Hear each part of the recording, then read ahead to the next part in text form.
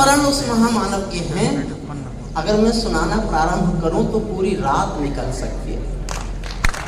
लेकिन मैं जानता हूं कि वाजपेयी साहब के बारे में जितना हमारे ऋषियों ने बोला है, सभी लोगों ने बोला है, वो बहुत ही सारक गर्भित है। और मुझे जिस काम के लिए बुलाया गया है मैं वो ही करूं। जो लोग घूम रहे हैं, मेरा निवेदन है कि आप भी बैठ जाएं। हमारे यशस्वी मुख्यमंत्री, एकमात्र मुख्यमंत्री जो विधानसभा में घोषणा करते हैं कि हम माफियाओं को मिट्टी में मिला देंगे।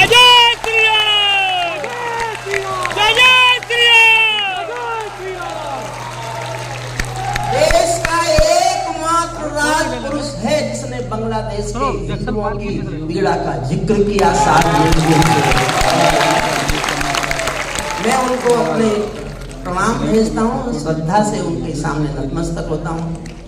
मेरे एक साधारण से निमंत्रण पर मेरठ एक कवि सम्मेलन की अध्यक्षता करने आने वाले उप मुख्यमंत्री श्री केशव प्रसाद मौर्य जी का बहुत हृदय से आभारी हूँ। मैंने उनको एक बार साधारण निमंत्रण दिया, वो मेरे कवि सम्मेलन में अध्यक्षता करने के लिए पधारे। और मेरे छोटे भाई, कभी कभी मन करता है कहूँ छोटी उम्र के बड़े भाई श्री ब्रजेश पाठक जी के लिए क्या कहूँ। पिछले दिनों मैं बीमार था, मैं जीवन और मौत के बीच झूल रहा था एक अस्पताल में मेरठ में। मुझे देखने पहुंचे और डॉक्टरों से कहा जो भी खर्चा हो उसका बिल मुझे भेजिएगा, हरिओम प्रमाण से कुछ मत लीजिएगा। मैं उनका भी बहुत बहुत हृदय से आभार व्यक्त करता हूँ। हमारे श्री भूपेंद्र चौधरी जी, वो मेरे गुरुबे के हैं, और जाटों को जाटों की प्रशंसा नहीं करनी चाहिए। ये बहुत शोभनीय रहता नहीं है, संकट आ जाएगा।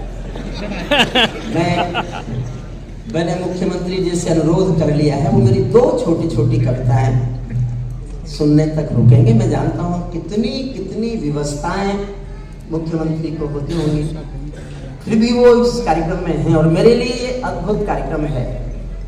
मेरे जीवन का, मेरे छोटे भाई सर्वेश अस्थाना बैठे हैं, मैं उनसे कह रहा था कि ये मेरे जीवन का सर्वाधिक सार्थक और श्रेष्ठ ऐसा आयोजन है जैसा मैंने 50 साल में कभी कविता पाठ के लिए व्यवस्थित नहीं किया। मैं 51-52 साल से घूम रहा हूँ कविता सुनाता हुआ। मेरा परिचय केवल कवि नहीं है, मैं पढ़ा लिखा भी हूँ। मैंने LLD की है, मैं एक विश्वविद्यालय में 40 साल कानून का प्रोफेसर रहा हूँ। जब मैंने LLD की थी तो सर्वेश अस्थाना ने फोन करके पूछा, भाई साहब क्या किया? मैंने कहा LLD कर ली, ये दुनिया की कानून की आखिरी पढ़ाई है। तो मुझसे सर्वेश जी ने कहा आप B.Ed नहीं कर सकते थे? मुझे उसमें पता चला कि ये बिहार के टॉपर रह चुके हैं। मैं आपको हंसाने के लिए नहीं आया, मैं शुरू करता हूँ छोटी छोटी दो कविताएं, और उसके बाद भी आप यहाँ होंगे तो फिर मैं आपको और बहुत सारी कविताएं सुनाऊंगा। मन तो मेरा भी करता है झूमो ना क्यों गाऊं मैं। मेरी तमाम कविताओं में आपको एक चीज मिलेगी, मैं वो कलम नहीं हूं जो बिक जाती हो दरबारों में। मैं शब्दों की दीप शिखा हूं अंधियारे चौबारों में। मैं वाणी का राजदूत हूं, सच पर मरने वाला हूं, डाकू को डाकू कहने की हिम्मत करने वाला। डाकू को डाकू कहने की हिम्मत करने वाला। मेरी कलम वचन देती है अंधियारों से लड़ने की, राजमहल के राजमुकुट के आगे तन कर लड़ने की। उस कवि का मर जाना ही अच्छा है जो खुददार नहीं। देश जले मैं कुछ ना बोलूं, मैं ऐसा गद्दार हूं। मैं ऐसा गद्दार हूं। छोटी सी कविता शुरू करता हूं, बहुत छोटी सी। मैं भी गीत सुना सकता हूं शबनम के अभिनंदन के, लेकिन सब घूमिए फिरिए मत। अब कोई घूमो फिरो मत। मैंने जिन सरकारों पे लिखा है ना, कई वो बैठ गई।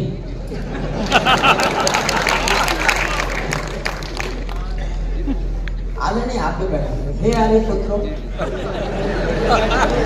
सुनिए, मैं भी गीत सुना सकता हूँ शबनम के अभिनंदन के, मैं भी ताज पहन सकता हूँ नंदन वन के चंदन के, लेकिन जब तक पगडंडी से संसद तक कोलाहल है तब तक केवल गीत लिखूंगा जनगण मन के कंदन के, तब तक केवल गीत जोश में सुनना मुझे में जोश का कमी हो, तब तक केवल गीत लिखूंगा जनगण मन के कंदन के, जब पंछी के पंखों पर हो पहरे बम के गोली के, जब पिंजरे में कैद पड़े हो सुरकोयल की बोली के, जब धरती के दामन पर हो दाग लहू की होली के, कोई कैसे गीत सुना दे दुनिया कुमकुम रोली के, कोई कैसे गीत सुना दे दुनिया कुमकुम रोली के, मैं झोपड़ियों का चारा हूँ आंसू गाने आया हूँ, मैं किसान का बेटा हूँ, झोपड़ी में पैदा हुआ, झोपड़ी के आंसू की वेदना की त्रासदी और त्रासदी की विसंगति में 51-52 साल से गा रहा हूँ, और मैं किसान का बेटा हूँ। ये मैं मौका देख के जब भी मुझे कविता पढ़ने का मौका मिलता है, मैं वाजपेयी साहब के सामने भी कहा करता हूँ, उनकी बात भी कहता रहता हूँ, जब भी मुझे मौका मिलता है मैं बताता हूँ मैं किसान का बेटा हूँ। जानते हो क्यों बताता हूँ? मैं एक बार लाल किले में कविताएं सुना रहा था, सामने चौधरी देवीलाल बैठे थे, हरियाणा के मुख्यमंत्री थे। मेरी 1 घंटे कविताएं सुनी, मंच पर आ गए, माइक लिया और भाषण दिया कि अगला प्रधानमंत्री किसान का बेटा होना चाहिए। मैं उसी दिन से देश को बताता घूम रहा हूं मैं किसान का बेटा हूं।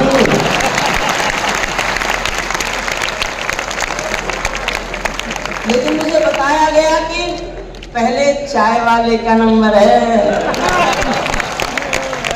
तो मैंने अपने को पीछे कर लिया वेटिंग लिस्ट में, और अगली बात समझ में आए तो इतनी तालियां उठाना कि पता चले कि यहाँ कुछ हो रहा है। मैंने अपने को वेटिंग कर लिया कि पहले चाय वाले का नंबर है, लेकिन कुछ दिन बाद मुझे पता चला कि चाय वाले के बाद भी मेरा नंबर नहीं है, उसके बाद गाय वाले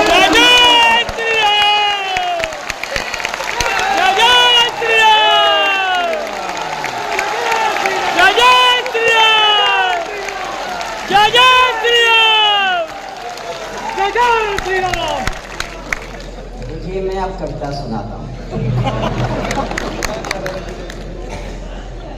मन से सुनिए। मैं एक कविता का केवल एक छंद पहला और एक छंद आखिरी सुना रहा।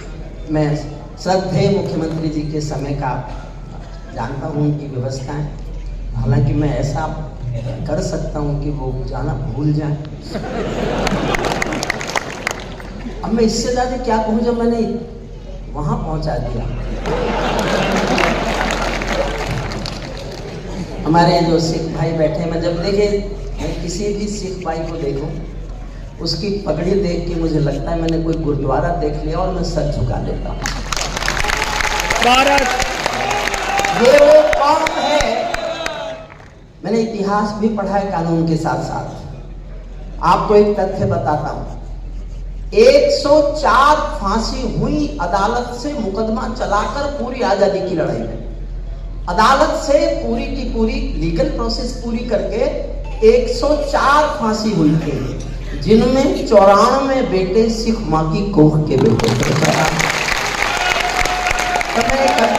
हम कर्जा खाए बैठे हैं गुरु गोविंद की कुर्बानी का, हम क्या एहसान चुकाएंगे उनकी आंखों के पानी का। हम उनकी पूजा करते हैं आजादी के आधारों में, जिनके आगे जिनके 2-2 बेटे चिन गए दीवारों में। मैं 1 मिनट की एक कहानी और सुनाता हूँ। एक राज्य में अपराध बढ़े, मैं बंगाल नहीं कह रहा हूँ, बंगाल नहीं कह रहा हूँ, एक राज्य में अपराध बढ़े, बहुत बढ़े। राजा ईमानदार था और अपराध रोकना चाहता था। उसने घोषणा की, जो भी कोई मेरे राज्य में सलाह देकर के अपराधों को रोक देगा, मैं उसको मुंह मांगा इनाम दूंगा। अपराध रुके नहीं। उसने आगे कहा कि मैं उसको आधा राज्य दे दूंगा, फिर भी नहीं रुके अपराध। उसने अंत में दुखी होकर कहा कि मैं अपराधों से दुखी हूँ, अपराध रोकना चाहता हूँ।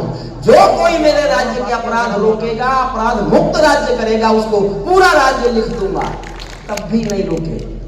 अंत में घूमते घूमते उनके सिलसिले सालार जंगल पहुंचे। जंगल में कोई सन्यासी मिला। सन्यासी को बताया कि देखो ऐसे ऐसी घोषणा हो रही है, अपराध रुकते नहीं है, राज्य देने को तैयार हैं। सन्यासी बोला कि राजा क्या कहना मानेगा? लोगों ने कहा बिल्कुल मानेगा। तो सन्यासी राज्य में आ गए और राजा महाराजा से कहा कि मैं जो फैसला दूंगा अगर वो सुनाओगे तो मैं तुम्हारे राज्य को अपराध विहीन कर सकता हूं। राजा दुखी था और चाहता था कि अपराध विहीन राज्य हो जाए, तो उसने कहा जो फैसला सुनाओगे मान लूंगा। तो उसने कहा शिकायतें मंगाओ। शिकायतें आनी शुरू हो गई। जनता की क्या शिकायतें हैं? शिकायतों से एक टोकरा भर गया, दो दूसरा टोकरा भर गया, तीसरा टोकरा भर गया, 4-5 टोकरे भर गए शिकायतों से। सन्यासी ने कहा पहली शिकायत उठाओ। टोकरे से पहली शिकायत उठाई गई। एक गरीब महिला ने शिकायत की थी कि राजा का बेटा मेरी जवान बेटी के साथ बदतमीजी करता है, छेड़ता है। सन्यासी ने राजा से कहा अपनी बात याद है ना? राजा ने कहा याद है। तो उसने कहा कि कल 12 बजे अपने बेटे को चौराहे पर फांसी दे दो। राजा संकोच में आ गया। उसने कहा मैंने वचन लिया था आपसे कि आप ये काम करोगे। राजा मजबूर था। उसने अगले दिन 12 बजे अपने बेटे को फांसी दे दी और दुखी मन से बोला दूसरी शिकायत निकालो। सन्यासी ने कहा कोई शिकायत निकालने की जरूरत नहीं है, सारी शिकायतों पर मिट्टी का तेल छिड़क कर आग लगा दो। जिस राज्य को पता चलेगा कि राजा का बेटा लड़की को छेड़ने पर फांसी पर चढ़ जाता है, उस राज्य में किसी का अपराध करने का साहस नहीं हो सकता।